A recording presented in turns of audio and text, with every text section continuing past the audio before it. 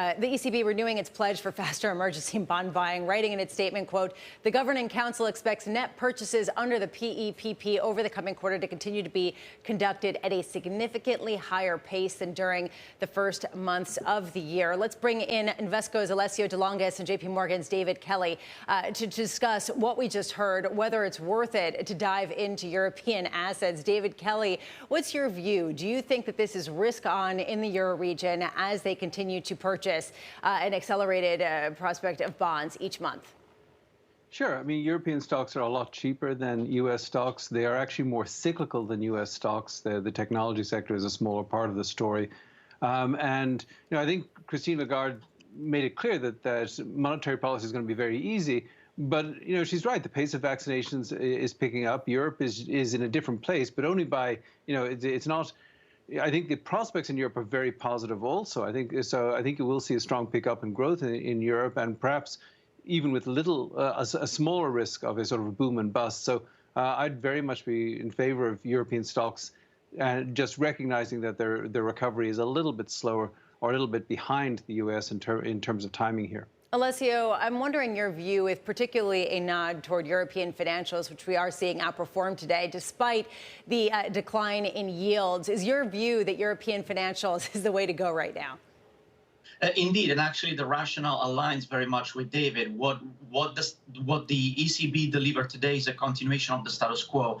And while policy is dovish and on the surface, because of the shape of the yield curve and the prospect for higher or lower interest rates may affect financials, but I think the bigger picture is actually from an equity flow perspective. The status quo with very easy monetary conditions allows for a continuation of the global rotation from growth into value. And when you look at it that way, financials, first of all, as a sector, and European stocks more broadly as a region are the segment of the market that loads very strongly on that value rotation compared to other sectors. So we think that while we may be counterintuitive from a daily reaction today, but actually on a medium-term perspective is the correct market response. We've been talking all morning about the Goldilocks market, the idea that monetary policy will remain easy even though growth is picking up. And then you also have the fiscal expansion.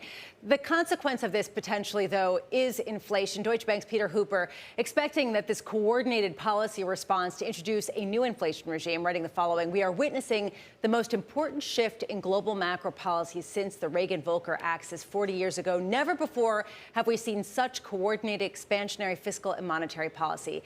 This is why this time is different for inflation. David, if that is the case, why are we looking at 10-year yields in the U.S. at 1.51%?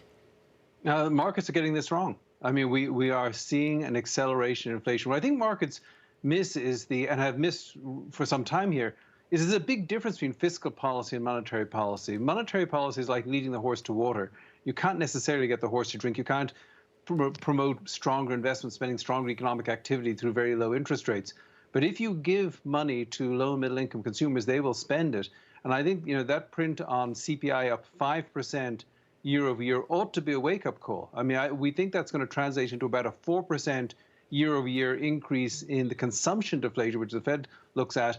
But if you look at the consumption deflator over the last 2 years, it will be up about 2.2% per year. So we're already blowing through their long-term 2% forecast. I think there's plenty of fuel for further inflation here. And I think the bond market is just, maybe there are no bond market hawks left around. Maybe it's so long since anybody's seen inflation they can't recognize it. But I see inflation building because fiscal policy is a far more powerful tool in promoting stronger economic growth in the short run and inflation than monetary policy ever was. Alessio, do you agree that the bond market is getting this wrong?